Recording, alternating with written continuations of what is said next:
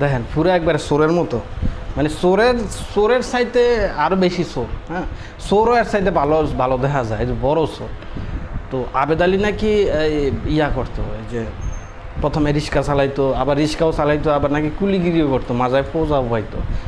মাত্র ষষ্ঠ শ্রেণী পাস করছে।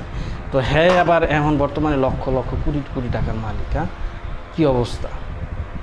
ওই যে এক সময় একটা মানে একটা টিচার আর কি, আমার এক শিক্ষকের কাছ থেকে শুনছিলাম যে বিসিএস প্রশ্ন এখন যারা দুর্নীতি করে যেমনি প্রশ্ন পাইয়া এখন বর্তমানে যারা বিসিএস ক্যাডার কর্মরত আছেন, ওনাদেরকে আর কি করব।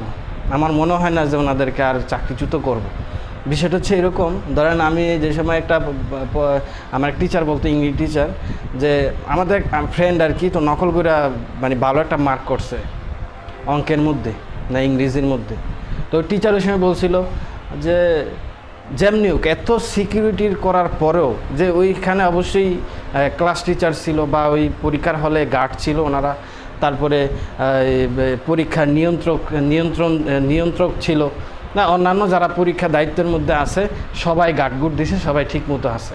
তো এই অবস্থায় যদি হ্যাঁ নকল কইরা বা কী কইরা হ্যাঁ সব কিছু ডিনাই কইরা সব কিছু দিয়ে যদি হ্যাঁ নকল কইরা খাতায় লিখতে পারে, তাইলে এটা হ্যার তো দোষ নাই। হ্যার দোষ নাই, হ্যাঁ যে মার্ক পাইছে এটাই রাইট, এটাই সঠিক। কারণ এত কিছু হওয়ার পরেও তো সে মার্ক পাইছে, তো খাতায় লেখছে, তো খাতায় আছে, তো খাতায় মার্ক আছে। তো আপনারা ধরতে পারেন এটা আপনাদের ব্যর্থতা, আপনারা দেখতে পান না এটা আপনার ব্যর্থতা। এখন কি হইলো না হইলে এখন তো এটা দেখে লাভ নেই। ওই সময় ওই সিকিউরিটির সময়, ওই আইনের সময়, ওই সময় আপনারা পারেন নাই, তো এটা তো আর ওর দোষ না। সুন্দর একটা দিছিল আর কি, এরকম একটা বক্তব্য দিছিল আমার স্যার, তো ওইটা হয়ে গেছে এরকম।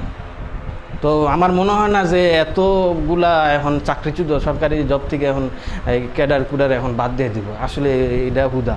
এই কয়েকদিন মাখামাখি হইবে, পরে আবার অটোমেটিক ঠিক হয়ে যাবে, পরে আইব যে আসলে কেউ কিছু করে নাই, কারো দোষ নেই।